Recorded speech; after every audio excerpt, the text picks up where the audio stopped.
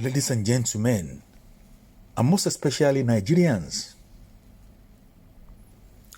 listen to this broadcast from Arise Television and tell me, is there any of your politicians, any of those people appointed or elected into any political office that really want to be trusted at all? I keep asking myself, when are Nigerians going to wake up and know that those people in power right now or yesterday, or those that are going to be there tomorrow, are going to be there for the interest of the masses or for their own interest? I ask you, listen to this broadcast and tell me, from all the names mentioned in this broadcast, how many of them have you trusted in the past? How many of them have spoken to you in the past?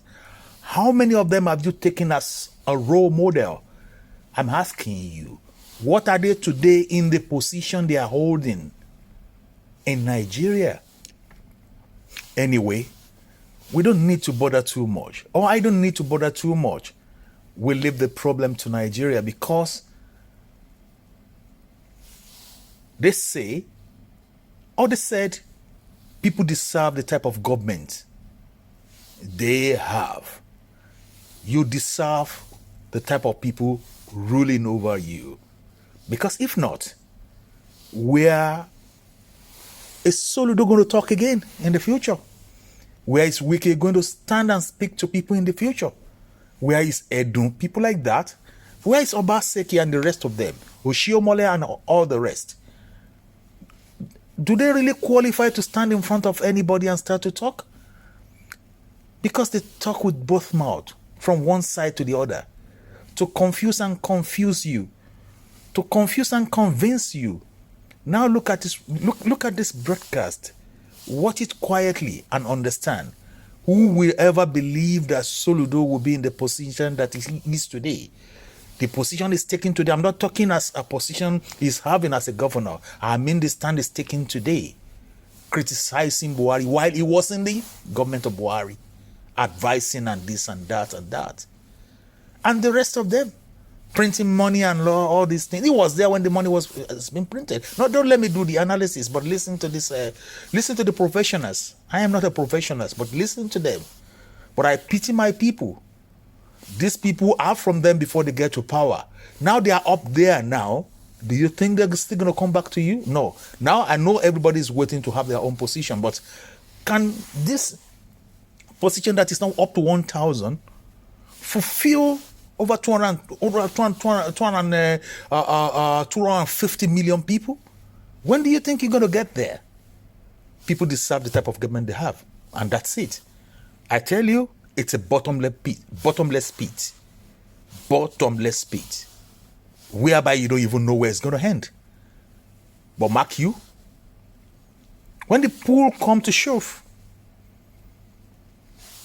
and probably maybe Nigeria is going to break up, or probably Nigeria is going to restructure, I am warning, I am calling your attention. Don't ever let all these type of people be in power. Don't let them be your ruler again, because they will definitely come back. Anything happens to Nigeria, if you don't get rid of them now, today, they come back to power wherever you want to be. Be in Biafra land, be in Yoruba land or Arewa land or wherever it is. You know, let's wait and see. Listen to our rights analysts. Of the Federal Capital Territory, Nyesom Wike, has said that Nigerians are happy and are satisfied with the ongoing initiatives of President Bola Ahmed Tinubu's administration, despite the prevailing economic hardship many are facing. Wike made the comments while conducting an inspection of ongoing road construction projects in the capital city on Wednesday. They are very happy. They feel satisfied with what we are doing with the administration of Aswati Bola Ahmed Tinubu. It's not the magic. It's a matter of commitment. It's a matter of, look, I'm interested in this to satisfy my people. When you do the right thing, people will jubilate. And It's like it was spontaneous. So it's not about telling people you are coming. No, it's spontaneous. So and they have suffered, they know. And look at the road it's being put on, and they know that it's their own satisfaction. Economic activities here will boom. And this is what the people want. It's not theories and theories and theories. It is being practical. Let them see the action. And they have lost hope. But by the president's agenda, the group agenda, hope is coming back to the people. They have more confidence in governance, in government. Well, that's Wike there. Meanwhile, the governor of Anambra State, Professor Charles Chukwuma Soludo, during a television interview on Thursday, said that President Bola Ahmed Tinubu's administration inherited a dead economy from its predecessors. Soludo made the comment while explaining his role in putting curbs on monetary structures when he headed the Central Bank of Nigeria between 2004 and 2009. During the interview, Soludo accused the CBN of illegally printing money and failing to comply with the 2007 CBN Act, which prevents the Apex Bank from lending recklessly to the federal government, adding that the current monetary trajectory was avoidable in the first place. I mean, Dr. Abati Rufai, while I was away, we took the story of Nuhu Ribadu saying that Nigeria is bankrupt. At this point, we are seeing Soludo also saying, towing the same line, basically saying that, this is a complete dead horse at this point, Nigeria is. So there's a couple of stories. Mr. Wike, when Mr. Wike said all Nigerians are happy and pleased, yes, he just gave an opinion. There's no empirical fact to that statement. There's no source. There's no questionnaire. There's no survey done. So it's just an opinion. As there is a right to his own opinion. Yes. But it doesn't mean his opinion is true.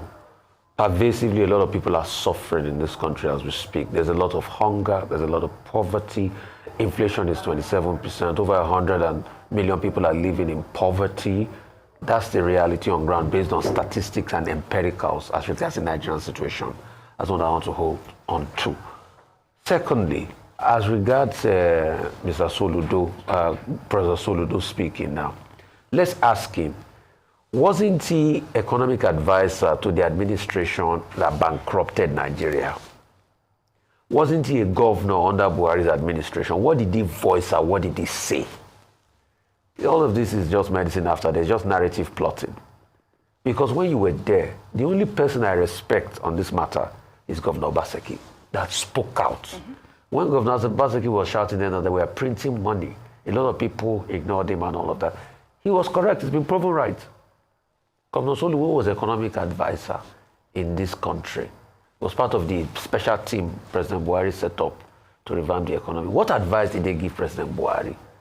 Did he come out and say, these were the things we said, So he should answer that question. He was also a governor at the tail end of Buhari's administration because they are so quick to blame President Buhari now. And that's why he should answer that question. Mm-hmm. Secondly, I would like to say again, please, we want Nigeria to be good.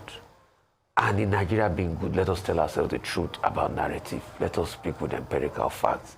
Let's not just keep saying, economy is dead. The reason why leaders are in position is to be able to revive the economy. Yes. The question we should ask him is, what is he doing to revive his own economy in Anambra? Yeah, that's another question. There's a budget proposal too that was supposed to be questioned. Governor Soludo is not the first person to say that President Tinubu inherited a dead economy or a bad economy. You have cited the example of Nuhu Ribadu, the National Security Advisor, who said that it was a bankrupt economy that President Buhari left behind. This week, in my column at the back page of this day newspaper, I pointed out that as far back as 2016, Emir Sanusi II also pointed out that they were mismanaging the economy. That was 2016. Imagine. After him, President Obasanjo also spoke up and said, well, he knew that economics is not one of the strengths of President Buhari, but he didn't know that it would be this bad. It's horrible. And he sounded a note of warning. Then you add to that Obaseki. So these warnings have been coming even before now, and nobody did anything about it.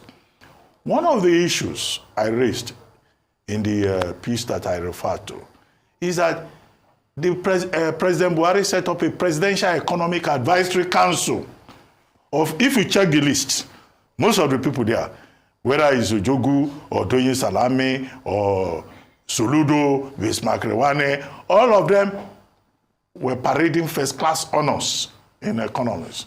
Very bright people brought together to advise the Buhari administration. What did that Economic Advisory Council, what did they do? What advice did they give? I think Professor Soludo and others will still have to tell us what exactly they did, whether nobody listened to them. Well, that's what Soludo is saying. Because nobody's the point, listening. Well, at that time, everybody thought that team was going to perform magic, but it didn't happen. Ways and means that is referring to is a violation of the CBN Act of 2007. And we have had Tilewa Adebajo and others here complaining and saying that this is a criminal offense. You can't just print money and lend money to government beyond the threshold. That's one of the issues we will have to address. Finally, Chukwuma C. Soludo is a professor of economics. You should know what he's talking about. He has been chief economic advisor of Nigeria. He has been CBN governor. He's a professor of economics. He's been consultant to IMF, to World Bank, to all the big institutions. So you can't teach him economics. He knows the subject. Yeah. But if you look at that cap on his head, he says solution is here. Oh, wow. I once wrote a piece in The Guardian, which I titled The Soludo Solution. So what I expect the professor to offer us is the solution. Yes. Now that he has identified the illegality, which the Economic Advisory Council could not address, what is the solution? Yeah. What is the way forward? What is the solution with regard to this bad economy?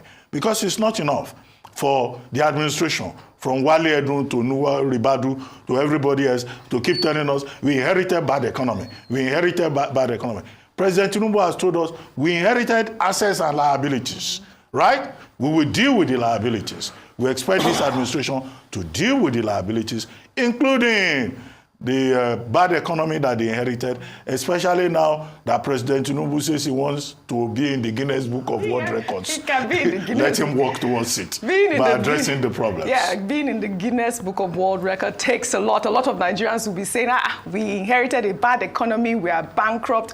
But you know, we had a supplementary budget of 2.17 trillion, where we had 1.5 billion to the office of the First Lady, and we had the yacht and all of that. Are you supposed to be supplementary budget to buy cars? Exactly. Why did Soludo speak against that one? Those are the questions. We are looking for Guinness Book of World Records. We have to get there in a proper way.